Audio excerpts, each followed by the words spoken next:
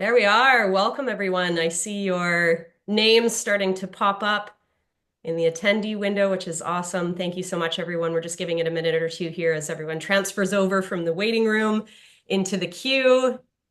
Noticing I recognize some names, which means we've got some friendlies, meaning our investors or industry insiders. I notice a few media representatives, even team members from our own roster, which I love to see. So thank you everyone for joining. We've got a nice healthy roster of folks on the call, and we will be recording this webinar as well. So if there was anyone that you were hoping to attend and they couldn't make it last minute, we'll absolutely circulate a link at the end for anyone that couldn't make it in the moment. So thank you again for everyone setting aside this time.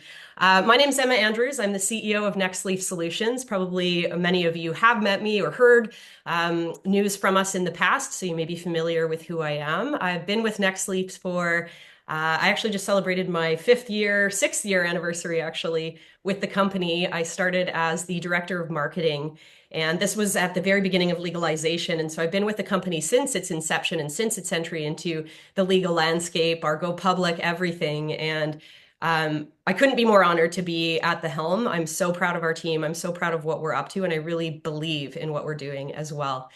Today's conversation is really just that. This is not an earnings call. This is not meant to be a PowerPoint presentation. There's literally only one slide I will pull up for you to see.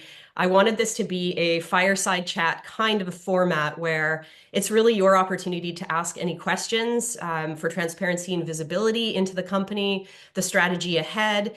Nothing that we'll talk about today will be material. Nothing is related to our upcoming earnings that will be released on January 30th, so please stay tuned. Today is really about perspective, and that is a big reason why I've invited Shad Dales, who I'll let introduce himself in just a moment here, onto this format because we both have bantered so much behind the scenes and on air about the evolution of the industry. And, Shad's been involved from day one as well in terms of media and correspondence monitoring the industry. So I thought his perspective would be hugely valuable, particularly about the US, a bit of the global landscape as well. As many of you know, we're hyper focused on our Canadian operations, but with mind sight to what is the next expansion tranche, if you will, for us. So um, I'll pass it over to you, Shad, for an introduction, and then I've got a few Awesome. housekeeping things as far as how to admin some of the questions that you might have through today. But yeah, Shad, let us know kind of why you were interested to join in the conversation today as well, too, what you bring. Well, it's all about building relationships. But for those of you who don't or know me or don't know me, my name is Shad Dales, host of the TDR's Trade to Black podcast. We obviously focus on the business side of the cannabis industry. As we know, Emma is very evolving when you think about where the industry is today versus, say, where it was 5 years ago. But listen, I appreciate you've got strong support of investors here, and I'm sure there's a lot of information that they want to know. And I strongly encourage I think this is great as to what you're doing. I think more CEOs need to put together a lot of these fireside chats versus just earnings calls, but it brings out the human side because a lot of the times, let's face it, investors want to see the direction, the growth of a company, but they also want to get to know who the people are and who's behind it and what their vision is. And there's a lot of obviously moving parts on multiple levels. So, a couple of things that we discussed before we started this podcast was let's look at some of the key markets that you're focusing on. We look at Canada, we look at the international markets, and we look at the American market, which we're closely watching, obviously, with this new administration that's taken place. And with that, I want to begin with the Canadian market and what to prepare for 2025. And just, what I can share as of right now, and I hope that maybe you and the people that are watching this get some value from this. What I see right now in Canada for 2025, it's going to continue to face challenges due to the excise tax. We talk about this a lot. It impacts profitability, the financial burden, coupled with regulatory compliance costs. When we shift to the Canadian government responses, despite some understanding of the issues, there's still, I think, a lot of a lacking of decisive action from the government. I think there's still a lot of education that needs to take place. Yes, it was federally legalized. What was it? Is it 7 years ago now in October? Where does time go? I think it was 2018 or 2019. But I think there needs to be better understandings with the government on what the job creation could be. And I think it has something to say about the companies that are still around today in Canada. That's a very competitive market, even though a lot of companies have scaled back since its original inception. We also want to look at the illicit market. It continues to thrive and they benefit obviously from the lack of taxes and regulatory insight or oversight, I should say. So that needs to be obviously a priority. So when we look at trends for 2025, excise tax is obviously one in Canada we have to focus on, crack down on the illicit business, operational focuses, and then really the big one is global expansion and what's the right approach that we take towards those sort of things. The European market, as we know, Germany, um, medical is supposed to hit as much as €1 billion by 2028. Currently, right now, only 0.5% of people in Germany are registered as medical patients, where I think it's almost 3.5% in Australia. So you can see the potential growth opportunities that Germany presents. And then finally, the elephant in the room, obviously, is the US. And there's a new administration in place. We have seen some support from Donald Trump, who has vocalized his interest in backing medical, not full descheduling and legalizing it across the country. Medical is probably going to be the smart approach, and they're going to be careful on how they approach this. There actually been a new DEA. The head of the DEA has been announced here this afternoon. So he's expressed what his thoughts are. He's been a proponent of the war on drugs, especially with the drug cartel. So it's interesting to see how that'll materialize with whether or not he's going to be in line with Donald Trump's views on cannabis, because from what we're seeing and hearing, he's in support of medical research. I don't think legalization from adult use is anything to consider right now. But even if that were to come to fruition, that'd be a huge step in the right direction. The sentiment amongst many policymakers in Washington would change overnight. And with that, banking reform would come into place, because here's something to think about. There's a 500,000 jobs in the US alone right now. Okay. None of those jobs are registered on the jobs reports in the US because it's classified as a Schedule One drug. So with the Republicans now in office and controlling both the House and Senate, it's all about the economic angle and creating jobs. So that's going to be something of interest. Plus, Susie Wiles is chief of staff. She worked for a large PR lobbying firm out of New York with a strong cannabis background. So the right people are in place educating him on where this industry is going right now. But when we look at this market, there's a tremendous growth opportunity, but I would still proceed with caution. There's still some necessary steps that have to be done. We've been promised this a number of times about some changes from a legality standpoint in the U.S., but still right now, there's still nothing has changed. So that brings us back to say companies like yourselves and Emma. We've talked a lot about this in the past, that it is a hyper competitive market in Canada, which is why exporting is going to be front and center for a lot of companies in Canada going into 2025. Do you want to maybe elaborate a little bit off of that? Yeah, and so many things have come to mind as you were chatting. So I just want to reinforce, if anyone has, we would love to hear opinions, sentiment. It doesn't have to be a question. So pop on into the chat if you have, like, even to upvote, if you will, on something we're saying, or to say a contrasting consideration. So please pop into the chat. We'd love to make this as interactive with you as possible. We get so many questions, Chad, about export, and it's not misguided. I think it's on everyone's mind as it is ours. It is something we take very intentionally because we Yeah. don't want to spread ourselves thin, both in terms of being a lean team, but also in terms of the footprint of our facility. If anyone's been, and I know you've been, Chad, in the fall, 65,000 square feet, 6,500 square feet, and it's a small compressed facility. So in order for us to get the certifications required for global export, that means dedication of our footprint towards export versus domestic operations, because there's a bit of segmentation between what you might do in your facility for Health Canada regulations versus EU GMP certification, as an example, for export. So we have identified ways that we could scale towards that within our facility. But as you know, with even our domestic operations, it's about the low hanging fruit. Like, what is the MVP strategy here if it's not all the way to right out of the gate? We have to consider capital constraints. We have to consider Yeah. resources. We have to consider timing. So for us, we've already been exporting through partners, which is our ingredients and semi-finished goods. So continuing on that vein, developing deeper relationships with export partners, looking at contract manufacturing agreements where an EU GMP certification may be in place for a third-party partner that we work with. what I'm getting at here is relationships are everything, as they are even in our domestic operations. So it's been our commitment to explore, to validate an export strategy. And there will be a delegation from our company that is doing that in this year, particularly with a lens on Australia and Germany. It's the untapped potential for us. And we're going to focus a little bit more on the play in the immediate kind of 12 to 18 months here in Canada, but the sights are not lost on what is the larger opportunity. And it's our vision to set standards for cannabis processing on the global stage. So ultimately, that is where we're headed. It's Yeah. just doing it in an intentional way so that we're scaling sustainably. Educate us on Australia. You talk about how that is a very big opportunity, what you see in the near term and long term growth opportunities. Like we got to look and expand outside of Canada right now. Mhm. Educate people that may not be aware of what that market currently presents for you. For us, I mean, a lot of similarities, obviously, just in terms of being a Commonwealth nation, in terms of how we view economics, a lot of the consumer demographics. But a big part of it is the product preferences in Australia as well, and the certifications required to export. So there's a little bit more flexibility in what type of certification might be required for medical cannabis versus some of the other jurisdictions. So it's a lower hanging fruit, if you will. We had a delegation from our company do some reconnaissance. I think that was about three or 4 years ago that we did that reconnaissance, which established some of the initial partnerships to allow us to export ingredients.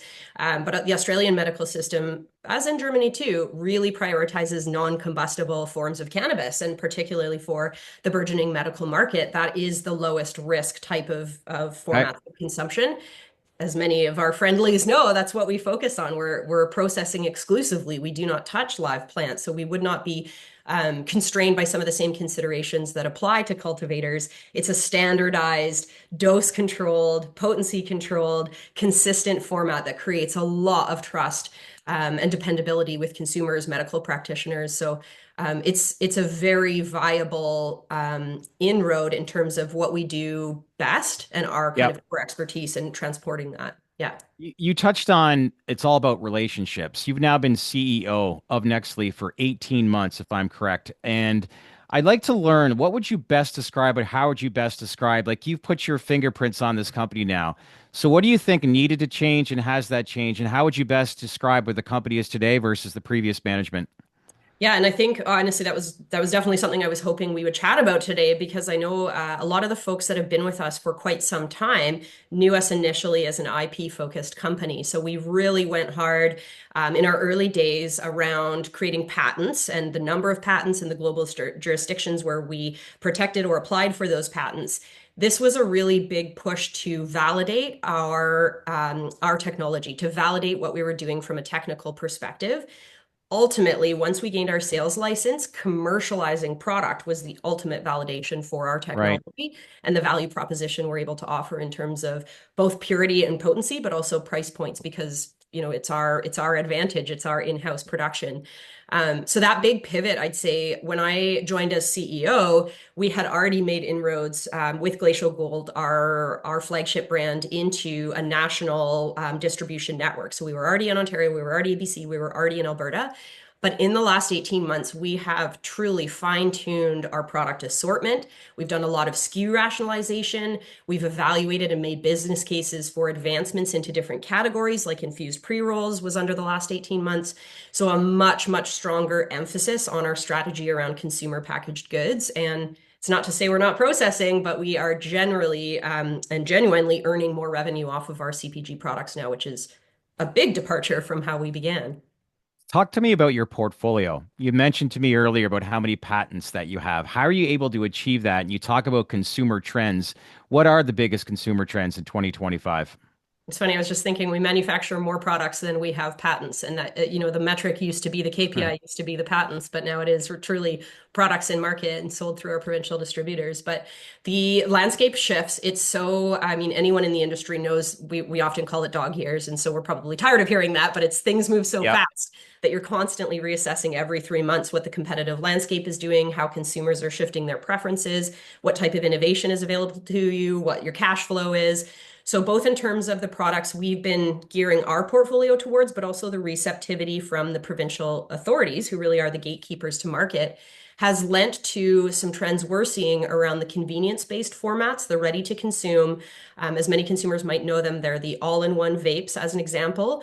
So the migration away from some of the early offerings in terms of format into a more progressive, more innovative format that's welcoming a newer consumer into the space. There's not the same complexities about temperature control, as an example, with the early 510 thread vape cartridges into these convenience-based formats. But that also translates to other product categories like soft gels, which we are very notably strong in. One of the market leaders in Canada here, depending on which province you look at, even BC and Alberta, we're the number one leader in soft gels. So that format really taking off to me proves that the consumer is looking for still those non-combustible formats that are highly normalized, non-stigmatized, easy to integrate into your day-to-day regime. And I see that shift even in my own connections and community where people want to integrate it into their existing lifestyle. They're not going to become a stoner, if you will, especially if they're a more modern consumer. They're looking to integrate cannabis into their supplement cabinet, into their wellness regime. So whether it's a bath bomb at night, and by the way, a lot of our ingredients are in multiple product formats that perhaps we don't play in as well. But it might be a soft gel as an example in your supplement cabinet. It might Yeah. be an oil in your culinary cabinet. So just using products in ways that are more analogous to lifestyle versus it being a disparate hobby. Definitely a trend we're seeing. We're starting to see the industry become more normalized, I think, and Totally. part of everybody's lifestyle for sure, right? Totally. And Yeah. that's an encouraging thing. Some conversations I've had, like everybody thinks that there would be a cannabinoid of some sort in everybody's medicine cabinet across the world within the next 5 years. That's how much it is changing and adapting. We talk about the Canadian market and the international market as well. And we did address, how many patents you have within your current portfolio. Maybe give people a better idea of what kind of an achievement that is in comparison to, say, some of the other competitors that you have, and maybe outline who are your competitors right now. I'm glad you asked that. I think we have kind of a unique stance. I hope more of the industry adopts this mentality in terms of the competitive landscape. In the early days, it was a land race, if you will, and you were racing for market share, you were racing for investor dollars, you were racing for share of voice online. Not that that hasn't maintained, but I would say there's another layer of friendly competition that is existent now, particularly in a lot of the partners we seek out and a lot of the entities that we look to more aspirationally. What I mean by this is it feels, especially with the right partners, it feels less like a battlefield and more like a race. Like we are all in this together. We are all actually trying to build a sustainable industry, not just so we have jobs in the future, but so we build the type of industry we envision. That's why we got involved in day one, was because we thought of a better future, better quality of life, better access to options. We believe there was an economic opportunity here. And I really believe that we all have a place in this industry. And if Yeah. you really focus on your brand premise, your core expertise, we can all coexist. So that kind of mentality, I think, is a bit of a different switch from the early days where it was just like there was a bit of desperation, perhaps, or hunger to capture that those dollars or that mind share. We rank ourselves in terms of product performance in market against some LPs that outpace us and have deeper coffers, like Tweed as an example, Canopy, Redecan, Emprise. So we're up against stiff competition, but we're kind of the scrappy middle ground. We're not a craft producer. We're not, big corporate weed in the eyes of the bud tender. We're kind of in this scrappy middle ground where there's a bit more authenticity, I would say, to our portfolio and our approach. And this friendly competition angle, I think, is like a rising tide raises all ships. So Yeah. BC, we've got a number of partners that we've been very, creating relationships with, doing cross-pollination in terms of thought leadership and knowledge sharing. As an example, Rubicon down the road. Yep. Great friends of ours, MTL. I know, Shad, you've had us all on some of your panels too. These are leaders who I feel like really get it. And they feel like they have a proper pulse on the consumer and the categories and where we need to head and how to build a sustainable future. So when I look at the competitive landscape, I'm kind of like, we're all in this together. It's peers doing So this. is it safe to say that what we've Yeah. learned in the Canadian market, that the people that are left are now working more and more, like the big rumor or the big takeaway from the early days, the Canadian cannabis run, is how a lot of companies went solo and just did not want to work with each other. How much Mhm. has that changed?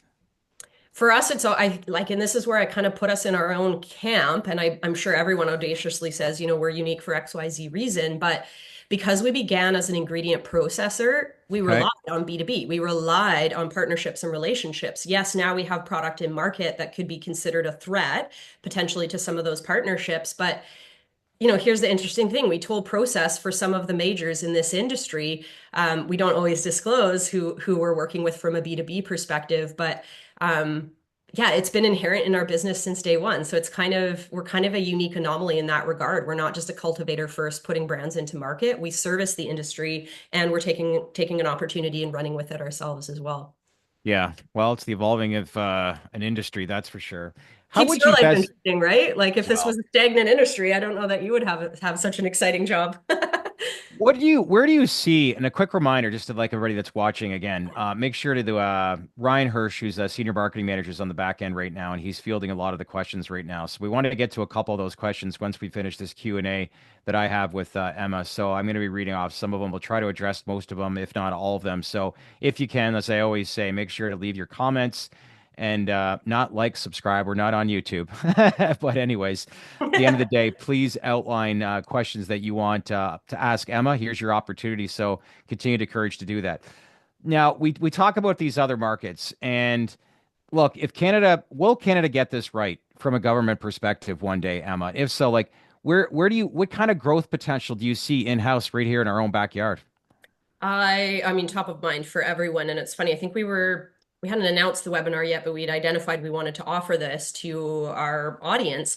And then Trudeau stepped down. So very top of mind, obviously, is what is the implications? What's the ramifications of that? So again, so often in the industry, we say we don't have a crystal ball, but I'm pretty sure we're all intelligent humans can project here what might happen. For me, it's just another dose of patience. And I say that with a healthy dose of pragmatism and reality. We just have to be, you cannot hope for the best in this industry and be, skating towards where you hope the puck is going to go. You have to be very clear about your immediate opportunity, yet have kind of an opportunistic lens about where things could shift, but you can't count on that. I've seen businesses fold for that reason.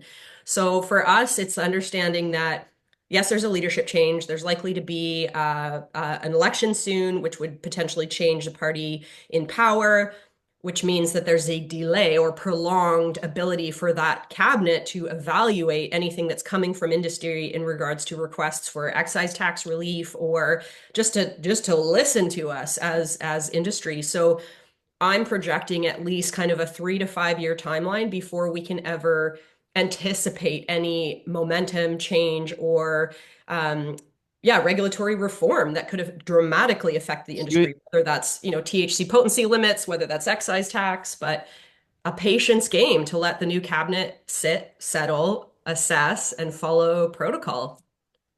so you think it might take another 3 years before any change pertaining to the excise tax could take place? Absolutely. Yeah. And I think that's where, okay, so we have to optimize remaining in CRA good standing during that time period. So that's your reporting, that's paying your excise tax, remaining in good standing, yet opportunistically hoping there might be a greater share of those dollars back towards the brand, which we could funnel into innovation, right, to compete against the illicit market. But it means in the meantime that we have very slim margins. So that could look like a constraint in terms of where you can allocate capital towards marketing initiatives, as an example, to build your brand and market. We just have to be extremely diligent about where we put that Of lean course, margin, right? So we of really put course. it on product and ingredient. It's not about packaging. So Yeah. from an investor Look, standpoint, I get it. You go in store and you might be like, where's the sexy packaging? But it's not where we're putting our emphasis. that's well, there are certain restrictions, obviously, with branding and marketing, as far as visuals with the Canadian government and what you can and can't do. But through time, and I think with education, let's hope that does change. But, we look at Canada, it was the first one out of the gate. And I think there's a lot of things that people learned on what not to do as far as the rollout with Canada. It was a lot of large promise, poor performance, so to speak. But for those that are still around, if international representatives that are working with you, how do they view companies like yourselves? Like, how much more advanced when it comes to like, certifying certain products that you're exporting out in comparison to like where they're based out of, whether it's in Europe, whether it's in Australia? Like, how much more advanced are providers and companies like yourselves viewed upon the international market when they look at Canada? A lot of sophistication is in validating, SOPs, procedure, quality controls with our domestic operations. And, luckily, even in the supplement industry, which is where I came from before, Health Canada standards are looked at extremely stringently, often too much red tape. But on the international scale or scope, the stage, that has a lot of credibility and reputation in terms of quality, efficacy, safety. So it's an easy yes from the perspective of what quality is coming out of Canada. The unique position for us is the variety and versatility of what we do. There's licensing of technology as an example. So, depending on how the framework evolves, whether it's Germany, whether it's Australia, those are obviously the two of note for us most particularly. If there is opportunities to establish like an offsite processing facility, that could be something worth exploring. The low-hanging fruit would be simply our ingredients or semi-finished goods going abroad. Again, that could be through a partner. Ultimately, if it's going to be glacial gold that you're buying in a medical dispensary overseas, we want that to be as close to our home in terms of the touch that we put on those products and the gain that we make, the economic upside. But the low hanging fruit in exporting ingredients and letting that be formulated and distributed in the country where it's headed, that's a much more meaningful or realistic opportunity in the short term. Like those 3 to 5 years we were talking about waiting for anything to change in Canada, we can make meaningful strides and momentum with ingredient export during that time. I want to see a bit more maturity, frankly, for Glacial Gold before I feel like it has the right equity on a global stage. We have a lot more maturity to go as a brand. Even though we're a legacy brand, we've been around for 10 years Yep. as Glacial Gold. There's still a lot more to do in terms of the brand development, but ingredients, yeah, fair game for sure. So your focal point, where do you see, I guess, the biggest growth potential? What market in 2025 for you? In 2025, it's still domestic, 100%. Yeah. There Okay. is ample opportunity for us to capitalize on the soft gel category growth that we've been experiencing and continue to maintain that dominance. So that requires additional innovation, new product formats, getting additional listings, penetrating deeper into our core markets, which would be BC, Alberta, Ontario, and the prairies have been burgeoning for us actually. So capitalizing on deeper expansion and penetration into our current markets, expanding our SKU assortment into some of the trending and innovative formats that we see the market and provincial distributors demanding and asking for from us, which is fabulous. So some lower potency offerings like a 5 milligram soft gel versus a 10 milligram soft gel as an example. We're moving into some broader spectrum portfolios like what's called Rick Simpson oil or RSO, which is a broad spectrum. That's going to be in our soft gel portfolio soon. So I call it incremental innovation. It's not disruptive innovation, but that Yep. is the opportunity ahead of us is making incremental improvements to optimize your portfolio for the Canadian ecosystem.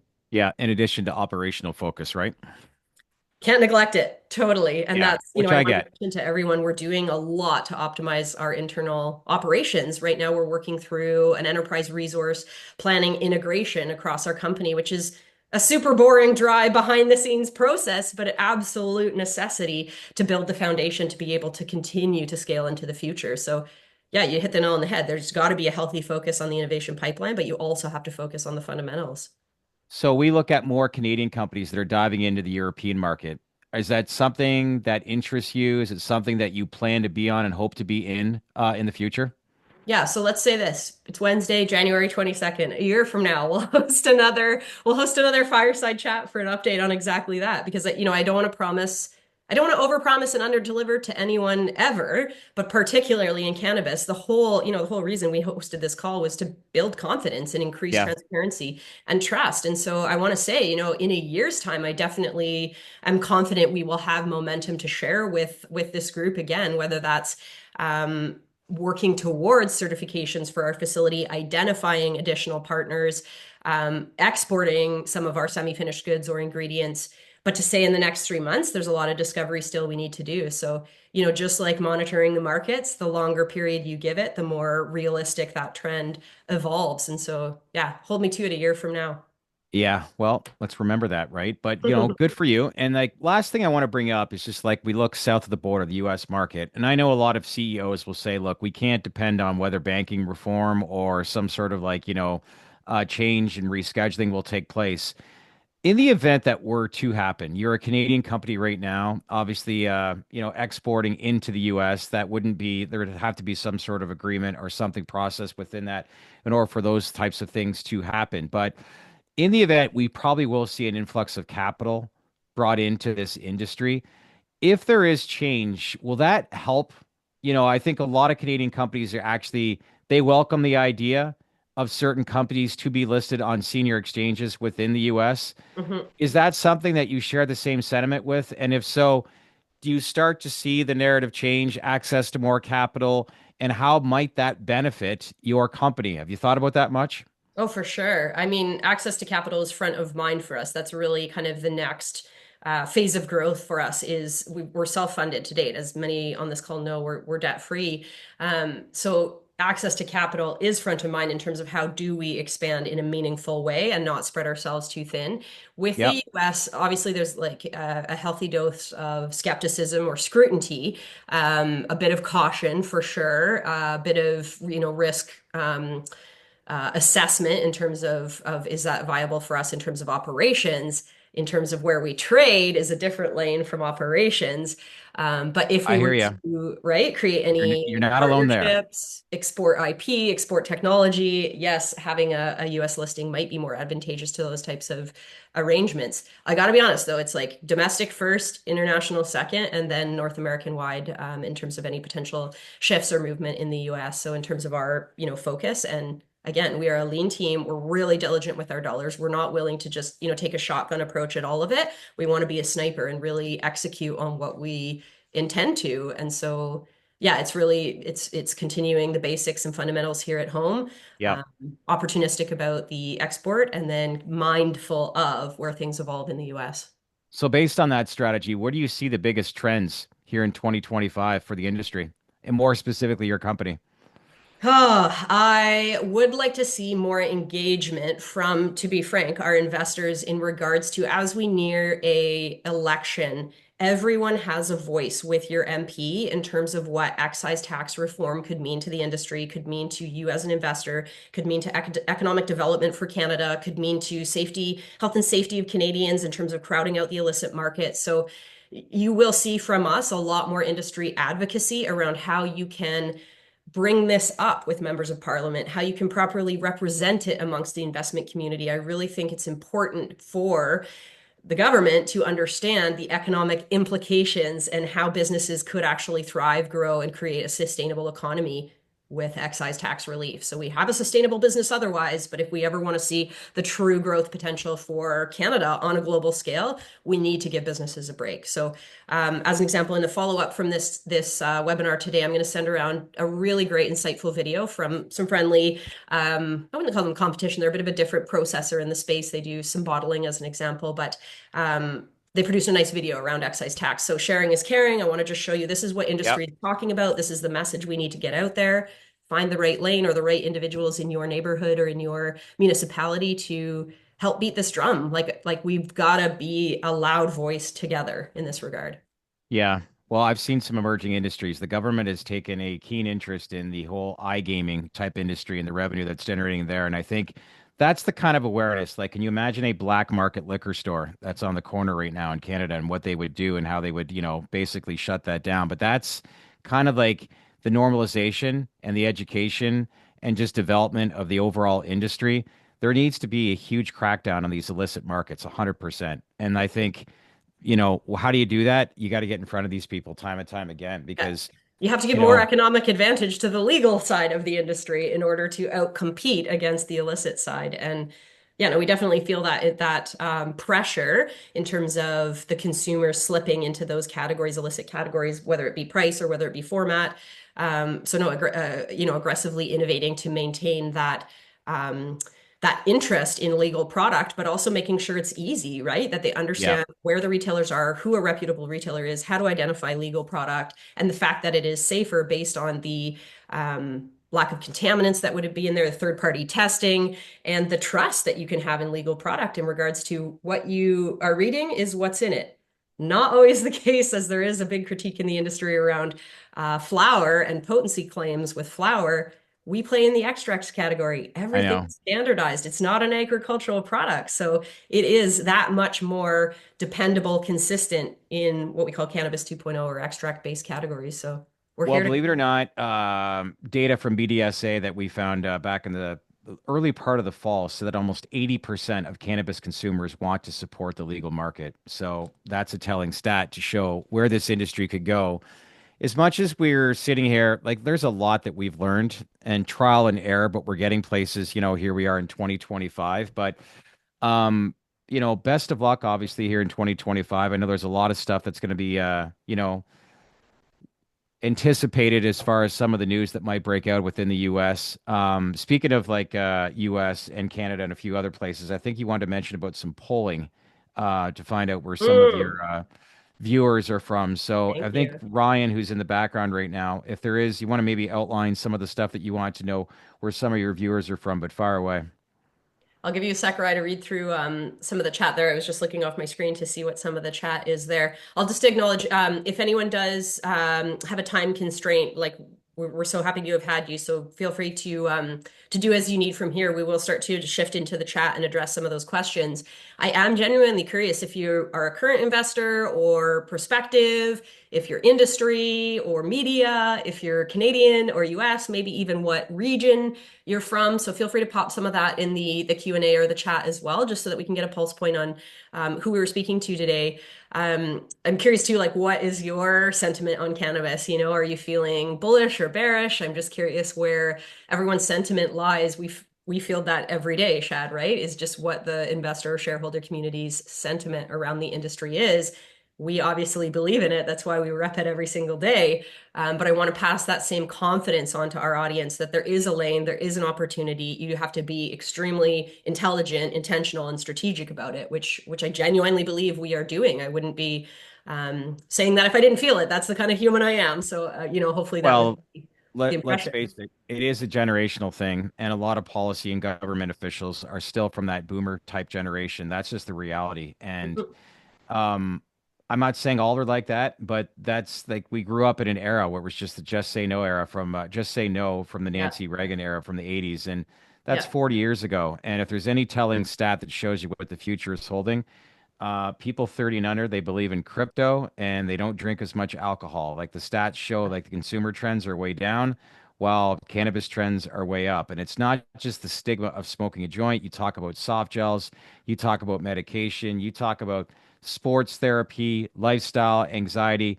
This is the proper research that's taking place. It does take time, but it's if anything, it's just I still think the greatest opportunities for this industry are still ahead of us, even though there's been a lot of 100%. volatility for sure that's taken place. So, with 100%. that, honestly, I appreciate you having me on this fireside chat. But as far as chats and questions, I've just brought up the chat bar. I'm not seeing the questions on my I end. think Is it's there's in, there's a webinar chat and then the Q&A. I realized that too. I was like, nobody's asking questions. It's all in the Q&A, not the chat box. I'll give you a sec there to pull it up as well oh, there too. we go. So I'm going to scroll through to answer everything Yeah. I can or kind of consolidate some of the Q&A here. Thanks, Ryan. Like I said, if anyone does want to drop off, no problems at all. Thank you again for joining. I'll send around an email to everyone just with some helpful links and maybe some of the top questions from the Q&A as well if you do miss it. So I'm just going to probe through here. It'll be a little bit more of a casual format now as we scroll through some of this, but feel free to pop any additional questions in the Q&A function as well. We'll be able to, I believe, download it. So if there's anything we don't have time to address, we'll get to that in a kind of like a follow-up addendum, if you will. Um, we've talked about a bit, there's quite a few obviously political questions. So we've mentioned kind of our perspective on how that might affect things domestically and abroad. Um, I think there's a good one here from Jerry. Can you quantify the nice. potential value of your patents? Would they be valuable to potential firms in the US once medical marijuana is approved? I think it's a great question. Love it. We maintain patents for jurisdictions where we feel like there is a viable opportunity in the foreseeable future. Like I said, initially, it was a bit more of that shotgun approach to see what happened on the global stage. And now we are fine-tuning and really honing in on where we feel like it's going to be create the most equity for us.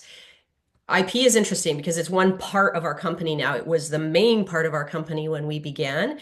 The IP relates to the process and the technology for processing cannabis. So It really depends on what the opportunity for us is. What I mean by that is glacial gold could technically be produced by a different process. It might not have the same value based on a different process, but glacial gold is a different form of equity for us than the IP itself. So the IP could be capitalized on in terms of licensing the technology for implementation in a different jurisdiction. It might be some M&A opportunities, as an example.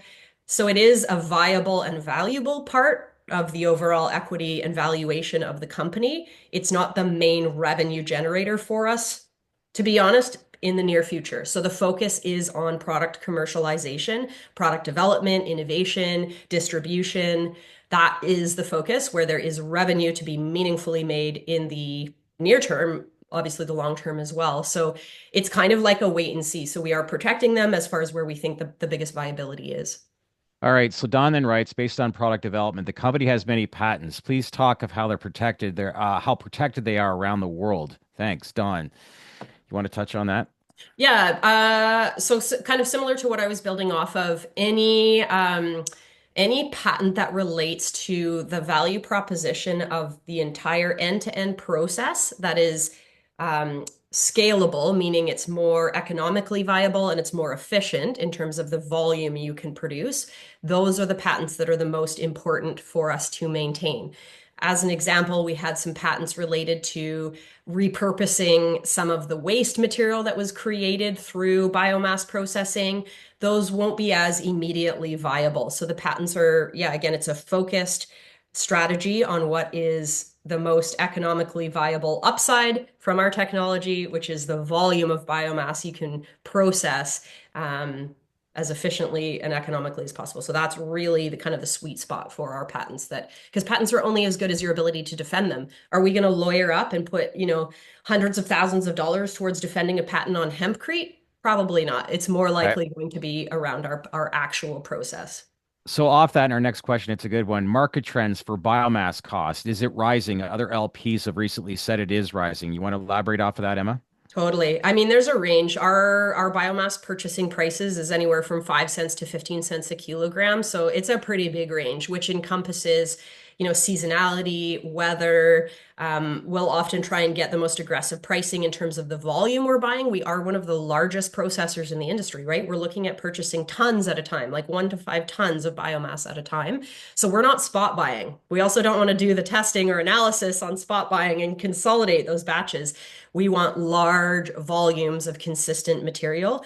High THC is the most expensive on the market right now. We're starting to get a lot more into minor cannabinoids like CBN, Yep. CBD, which we can process ourselves. So I want to put a bit of an asterisk on there. It depends on the time of year. It depends on who else is competing for the buy, and it depends on what cannabinoids are dominant in that cultivar or in that biomass. So we're in a good position where we can opportunistically buy either when we have the capital or when it becomes available. We've got the right relationships built. There are very few players in that space that compete head to head with us at the scale in which we purchase and process. So less than a dozen that we are at the table with. So what I mean by that is we very much have our pulse on who is buying, who is selling, and what the fair price is for it.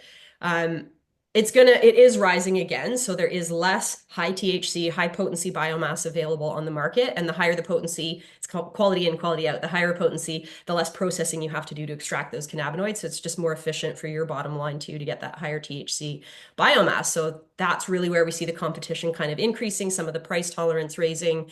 But like I said, there's a range. And so we're opportunistic. If we see something come available at the right time for the right price, we'll jump on it. It's much easier for us to have kegs of distillate in our vault than it is to have biomass stored down the road in a locker because it's a lot more space Yeah. Well, consuming. here's a hot topic that's been around the industry, and it's about beverages over the past 3, 4, 5 months. Does the company have any interest in the drinks business? Yes or no? Yeah.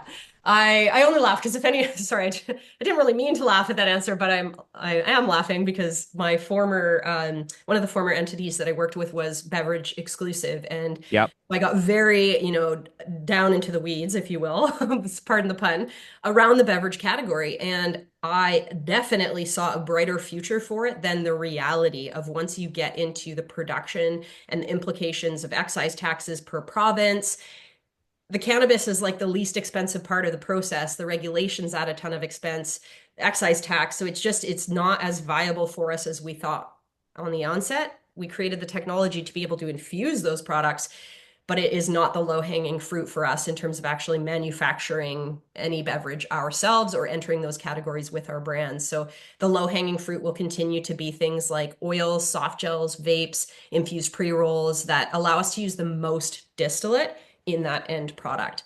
Yeah. Beverages are inedible, right? So it's a capped potency limitation. Don, I'll answer this question. In the US, there's a real hurdle when it comes to advancing the industry in general terms, given the system. Curious why the industry doesn't take a real commitment to avenues such as town halls, talk radio to sway the prohibitionists that control the slow advancement of this industry. So, first off, most mainstream media companies are not even going to touch this, not even going to consider it because it's still classified as a Schedule One drug. And that's just the reality. I worked in it, and it's something that they just won't touch. Nor are they even educated on it, nor do they even want to take the time to educate themselves. As far as town hall, this is interesting. There's a lot of former athletes that have sustained injuries throughout their playing careers that are big advocates for the cannabis space. To get pressure on policymakers in Washington, gone are the days of lobbyists going down the hallways trying to get through to some of these decision makers. They're actually going to start conducting town hall meetings with their constituents back in their home states. So if you want to get pressure on a lot of these policymakers, start having these town halls, and from those town halls, you start drafting together 20 letters. And Mhm. once they start getting 20 letters and sent to them at their offices in Washington, it's going to grab their attention. This is part of a strategy that's going to take place in 2025. As far as celebrities, not going to happen like the Stoop Dogs of the world. No interest whatsoever when it pertains to that. But yeah, that's some of the strategies that we're hearing and seeing, and I think it's the right approach because I saw firsthand in Washington back in September. There was a constituent of New Jersey. She raised $2 million and was still waiting to open up her store and have gone through the 2 million because she wasn't able to get her license yet. She went to Washington, ran into Cory Booker, who's a senator from New Jersey, and within 10 days she got her license and was able to open. So it's all about sometimes you got to take matters into your own hands and get in front of the right people for people to really understand and get educated. Because as much as the cannabis industry is a big focal point for all of us that follow it, in Washington views, and in a lot of ways, the government's views too in Canada, um, they need to be more educated on where it is and what the job creation could be because we need more of that. So it's 4:47. I don't know if you want to address any more questions. I know you mentioned you want to wrap this around 45 minutes, but is there another question that you wanted to address, Emma? I was just poking through a couple of them. Thank you, everyone. And like I said, I'm going to download all the Q&A so if we can kind of summarize them or categorize them into a few buckets, and then we'll send around like an appendix answer after this. Okay, I am happy to stay on. I know you're going to a live cast right at the top of the hour, and thank I you for am. saying that so you could be part of this call. So I'll acknowledge maybe one or two more, just again, being mindful of everyone's time. I feel like we literally could go on and on and on forever, and I'm happy to, but I do want to be respectful of the larger mass. A couple that were just jumping out at me. David Brown wanted to acknowledge you. So our next fiscal results, and this, applies to everyone. Our AGM is on January 30th. Our annual fiscal results will come out on January 30th. We did do an extension actually, so that's why you might have been anticipating it last December, November, which was in previous years. We did apply for an extension. For our AGM to allow us to get through a few just internal things, both the ERP, our audit, a few different considerations. So January 30th, you'll see our fiscal results from last year go live, as well as the results of our AGM. I am from home. Someone asked, did you spend money renting a studio? No, I am from home. This is my home in Victoria, BC. Um, I think a lot of them, like generally sentiment wise, I believe we did answer quite a few in regards to where the company's headed, the future. There was a few You got questions. some good feedback here from Brooke Vitson. Says, exciting to see Glacial Gold have consistent growth in ultra competitive markets like Ontario with an innovative product lineup. Quality ingredients and authentic approach to assortment is the winning formula. Brooke, what do you like most about Glacial Gold? Maybe outline that in your next comments, but that's I great love it. feedback to know. I love it. It's so cool too to see like our investors, our shareholders, our stakeholders can actually buy product in market now that comes directly from us, which is pretty cool. It allows you to have that really authentic experience with the product. So we'll stay tuned for your response there, Brooke. The last question, probably, or last kind of vein of questioning that I wanted to summarize and just kind of leave us off here on this note Yep. was how are you accessing capital, or what's the cash flow management like? Like, how do you fund the business in this next year? Like I said, we have no debt at the moment, which does just mean that we are self-funded. So the slim margins we make off our product is what is fueling and funding our go-to-market strategy, our product launch strategy, how we build this.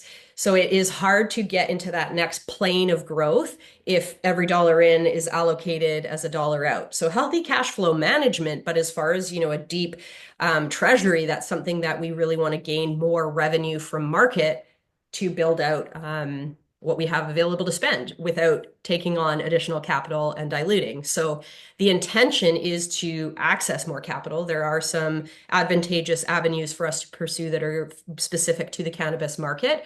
I would love to share more about that as time rolls on. In the interim, we're extremely diligent with our dollars so that we don't go Yeah. into debt on our current business strategy.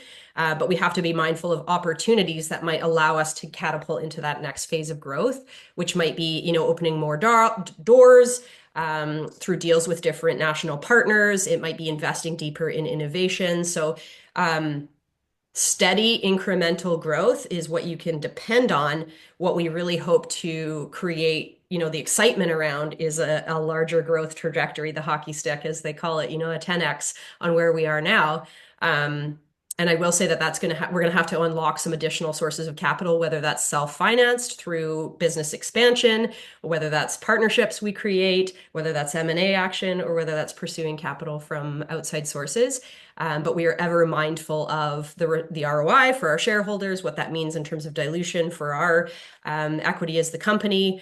Um, nothing comes without compromise in the industry, right? Yeah, of And so, course. yeah, it's always our pledge to you to be transparent about what we're pursuing and why, what it means for the bottom line, what it means for you as a shareholder. So, on that note, again, I really, really value everyone coming along for this conversation. Very much appreciate you, Shad. You have such an I authentic appreciate Well, I opinions appreciate you in this. honestly having me on here. There's a few other questions you should get to after this is done, including a good one from Andre that talks about pharmaceutical opportunities. How do you Mm, approach them, and how do you start developing those relationships? Because you said that it's all about building partnerships, and everybody always likes to speculate on big pharma getting involved, but what is the right approach? How do you approach some of these companies, and what will they look for? That's are going to be important things, obviously, in the love future. it. Yeah. It's the same thing even with rescheduling. There's a Yeah. lot of companies that claim that they're focusing on the recreational side and the medical side. But if rescheduling were to happen in the US, some of the standards that the DEA is going to be looking for, you're going to have to look at specific companies that operate within the medical research realm alone. And with that, you can understand how many years of experience and years ahead they are versus the competition. It's more than just a headline, and I think that's what people should really I encourage them to do is look beyond just the headlines, do your due diligence, do your actual research, and really understand what a lot of this stuff means. But most importantly, what happens next based off of this news. Because often, a lot of the times in this space, we get too caught up in hype and headline stories when really not really understanding how this all kind of unfolds and materializes. But with that, this has been great, and I appreciate you having me on. Likewise, Shad. Thank you so much. Like I said, I'll send around to everyone some further learning links, if you will. I encourage you to subscribe to the Dales Report, fabulous insight on the Thank overarching you. industry.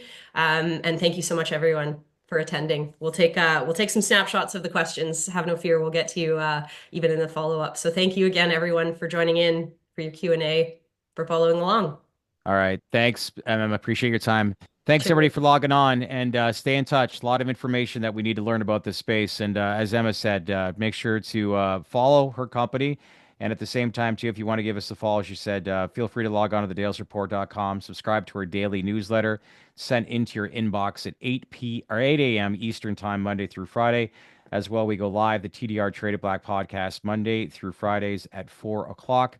We're doing one actually in 5 minutes with Charlie Backdill from Cresco Labs. He just got back from Washington. He attended the presidential inauguration events, had a chance to speak with a number of officials from the Trump administration. So we want to know what that is. So that's coming up in 5 minutes. But anyways, at the same time, Thank you again. And Emma, let's keep in touch. Okay. Awesome. I'm going to tune in. Thanks, All Shad. right. Thank you. Okay. Appreciate it. Okay. Bye bye. Bye, everyone. Cheers.